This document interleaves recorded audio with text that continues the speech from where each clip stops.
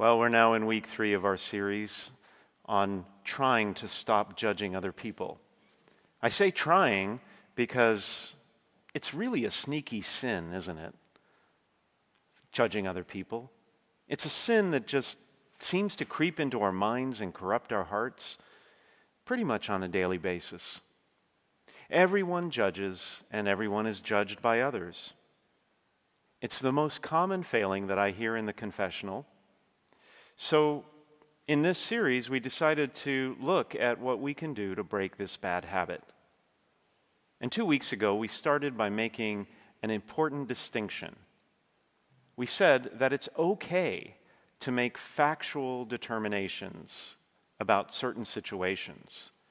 And it's also okay to make judgments about other people's behavior.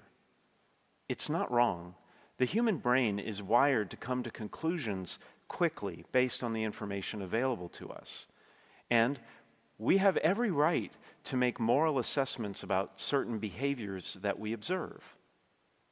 Where we get into trouble, when we start judging people, is when we go beyond that and we actually condemn the person and, in fact, their entire character based on what we observe, based on that behavior that we observe. And we get into trouble with that because we're not sure about all the facts, are we? We're limited human beings. There's no way we can understand all the facts and circumstances involved in that person's decision to behave in a certain way. And worse yet, we don't know what we don't know.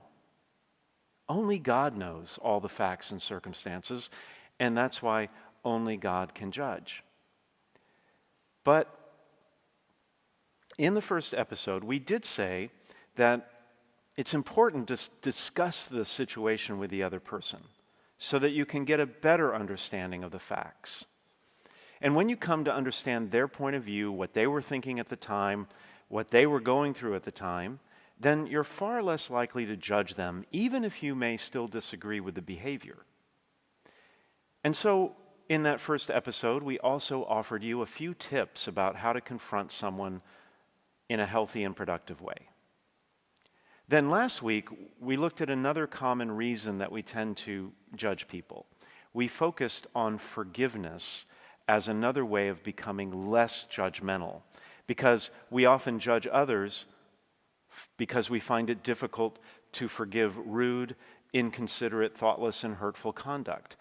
But when we're able to find some compassion in our hearts for even the person who hurt us or another loved one, someone we love, if we can find compassion for that person, for the one who offended us, well, then you can begin to start forgiving them. And if you can forgive them, then you'll curb your desire to find fault with their behavior.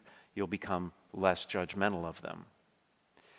Today, we're going to look at another common reason that some of us can be judgy sometimes. It's a deep-seated negative emotion that most of us suffer from to some extent. It strikes people of all ages and walks of life, and it's very, very common. In fact, it's so common that God decided to make it not one, but 2 of the top 10 commandments. They're at the end of the list, but by no means are they least important. Here are those 2 commandments. You shall not covet your neighbor's house. You shall not covet your neighbor's wife. See, to covet something means to desire it, which makes you jealous or envious of that other person. And that's what we're going to talk about tonight, how jealousy and envy can lead us into judging other people. Now, according to modern-day experts, there's actually a difference between jealousy and envy. To be envious means to long for what the other person has, and even to be unhappy and frustrated because you don't have what they have. Envy is the painful feeling of wanting what someone else has. If you envy someone, you basically begrudge them their accomplishments and their success. For instance, you might be envious that someone is smarter than you, or more popular than you, or better looking than you. At least you may think so. You could be envious of their nice home or expensive car or high-paying job. The Greek philosopher Aristotle put it this way: envy is the pain caused by the good fortune of other people. But jealousy is different. Jealousy is the fear of losing what you already have to someone else. If you're jealous, you feel threatened by a third person taking away what you have. Say, for instance, your best friend starts spending more time with someone else. You might feel jealous over that new relationship. Now, for the purpose of this message, I'm just going to use those terms interchangeably because they're really both destructive emotions that end up leading us or prompting us to make unfair judgments about others. And the Bible contains some strong warnings about both being envious and jealous because they both can lead to really bad results. For example, St. James says, "Where jealousy and selfish ambition exist, there will be disorder and every vile practice." That doesn't sound good, does it? The book of Proverbs in the Old Testament says, "A tranquil heart gives life to the flesh, but envy makes the bones rot." Also not good. And then St. Paul warns that while there is jealousy and strife among you, are you not of the flesh and behaving only in a human way? In other words, in an unspiritual way. And then many of you have probably been to a wedding. You've probably heard this very beautiful passage. Paul writes about it in the first letter to the Corinthians, where he writes this definition of love, right? And among the definitions, among the qualities of true love, he says very clearly, love does not envy, it is not jealous. And one of the most accurate quotes I've ever come across on jealousy and envy is by the late humorist Harold Coffin, who said, "Envy is the art of counting other people's blessings instead of your own." So true, isn't it? Both jealousy and envy come from the tendency to compare ourselves and our situation with other people. We think other people have it better than we do. And the invention of social media has caused a dramatic increase in what experts call a compare and despair phenomenon, right? You're at home, you're relaxing, you're having a good time, or whatever, you're at work, you're in a perfectly good mood, and then you pull up Facebook, and all you see are posed pictures and simulated images of happiness. Everybody looks happy, everybody looks like a winner, they're on the beach somewhere, they're having a great time, and it makes you feel envious and less than. Social media has contributed to the record levels of depression and anxiety we currently are experiencing in our society. And for everyone, those levels are highly elevated, but for teens especially, they are off the charts. Envy and jealousy can grow like a cancer and become so profound that you may actually find yourself wishing misfortune upon the other person, kind of like giving them the old evil eye, and then taking great pleasure if that misfortune actually happens to them. It's so easy to become angry with people we're envious of or jealous of, and that anger inevitably leads to feelings of resentment that end up fueling a desire to tear the other person down by judging them. Judging the other person we are jealous or envious somehow seems to balance the scales in our minds. Denigrating the other person, either through gossip or harsh judgments, makes us feel better about ourselves and our lives. But it's short-lived, and it lasts only for a moment, and then comes the guilt And then we feel worse about ourselves, and the cycle begins again.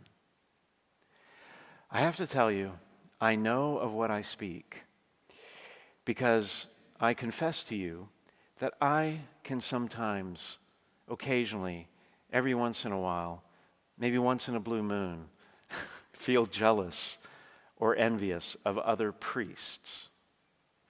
If you really want to get under my skin, just come up to me after Mass one day and say, "Hey, Father, do you know that priest up there, up the road at, St. Elsewhere? Father so-and-so. Isn't he just amazing? He has so many incredible gifts. You could really learn a thing or two from him.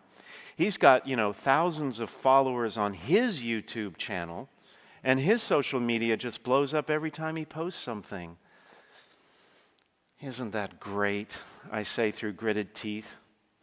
And then the coup de grace, the cherry on top of the jealousy cake that they just served me, the final blow is when they say, "Oh, and Father so-and-so, he can just say so much in his homilies in such little time." Don't you think? "Oh, of course, yes, he's wonderful," I say. "He's absolutely wonderful." And then I walk away seething with envy. And then, of course, I judge Father so-and-so, because of course I know Father so-and-so, and I dredge up in my mind any negative quality that I can think of that makes me feel better in the moment. You see, we judge because we are jealous. We judge because we are jealous. We give ourselves permission to harshly evaluate others because we are secretly envious of them. Take a look at the gospel story today. It's a really good example. Jesus offers a parable about a landowner who hired a team of laborers to work in his vineyard for the day. Now, the going rate for a day's work was a Roman silver coin called a denarius. Wages had to be paid out at the end of the day because the Torah, the law of Moses, required that hired help be given their earnings by sundown at the end of each workday. So the landowner in the story first goes out at dawn to hire the workers. That's what everybody did. And hiring day laborers was a common practice back then in that agricultural economy. But then, after that, the landowner does something very strange. He deviates from the normal practice. Going out about 9 o'clock, he saw others standing idle in the marketplace, and he said to them, "You too, go into my vineyard, and I will give you what is just." And so they went off. And then he did the same thing at noon, and then at 3 o'clock, and then at 5 o'clock, just 1 hour before quitting time. This was highly unusual. So when it was evening, the owner of the vineyard said to his foreman, "Summon the laborers and give them their pay, beginning with the last and ending with the first." So the field hands who had been hired last stepped up first, expecting to receive a fraction of the daily wage, right? After all, the owner had promised to pay them what was just, which typically would mean a prorated share of the daily wage, depending on how many hours they worked, right? But they received the full daily wage. So when those hired first, at sunrise, they thought, when they came, they thought they would receive more. If 1 hour of work earns you a silver coin, shouldn't 12 hours of work earn you 12 coins? But on the other hand, they had agreed to work the whole day for the usual daily rate, which was 1 coin, so justice was served. The landowner was not obligated to pay the workers hired at dawn more, nor was he required to pay the workers hired later in the day less. He did exactly what he promised to do. But of course, those who were hired first thought that the landowner was being unfair, and they started grumbling. The landowner took one of those workers aside and he said, "My friend, I'm not cheating you. Did you not agree with me for the usual daily wage? Take what is yours and go. What if I wish to give this last one the same as you? Or am I not free to do with my money as I wish?" And then comes the punchline. and the moral of the whole story, at least for our purposes today. The landowner says to the disgruntled worker, "Are you envious because I am generous?" In Greek, the text literally reads, "Or is your eye evil because I am good?" The idiom evil eye refers to someone who is filled with envy. The workers hired early in the day were upset at the good fortune of those hired later. The overarching lesson is really clear. Jealousy and envy are not right, because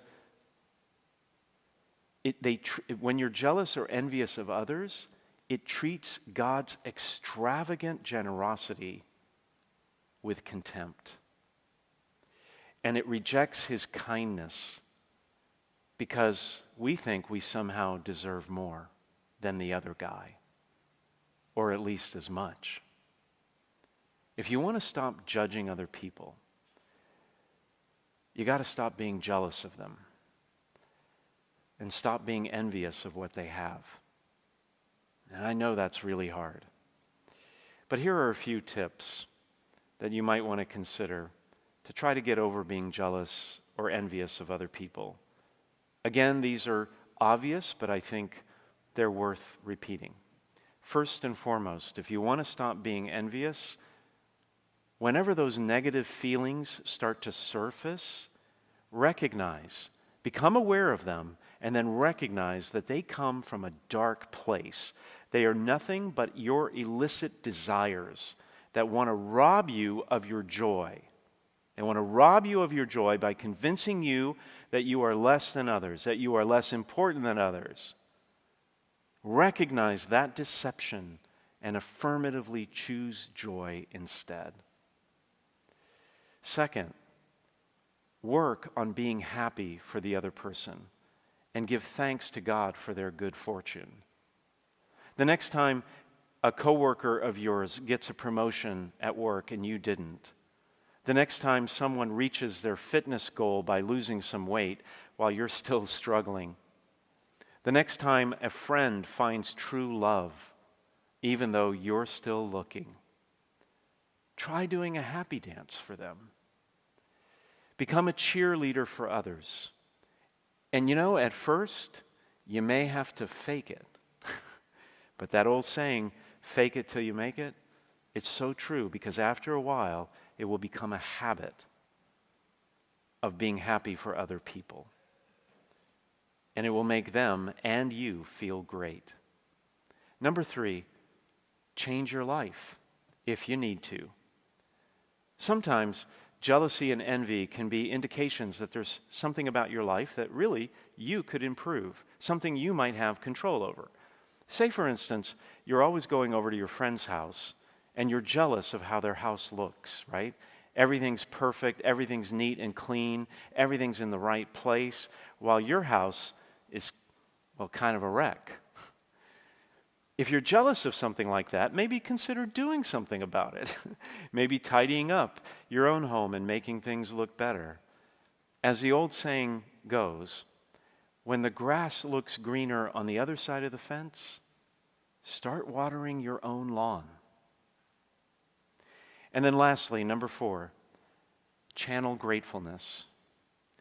When you start to feel envious of someone, stop.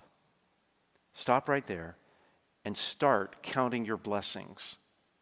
Count your blessings instead of the other person's, and trust in God's plan for your life. For example, if you're grumbling over the fact that a friend's spouse is more thoughtful than yours, or a friend's children end up being more successful than yours, at least in your estimation, recognize that God has a plan for every person's life. Your plan is not the same as that other person's plan, the person you're jealous or envious of. God has a plan for your life, and it is unique and it is beautiful, and you are getting everything that God wants you to have to fulfill that beautiful life.